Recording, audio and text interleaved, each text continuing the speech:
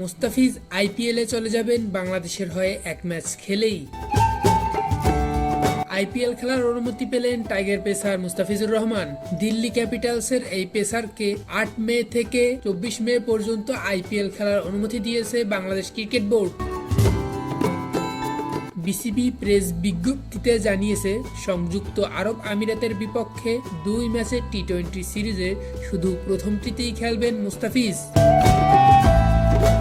ফিজ এখন বাংলাদেশ দলের সঙ্গে শারজায় আছেন। আগামীকাল সংযুক্ত আরব আমিরাতের বিপক্ষে সিরিজের প্রথম ম্যাচ খেলবে বাংলাদেশ। সিরিজের পরবর্তী ম্যাচ 19 মে। এদিকে আইপিএল পুনরায় শুরুর পর দিল্লির প্রথম ম্যাচ গুজরাট টাইটান্সের বিপক্ষে 18 মে।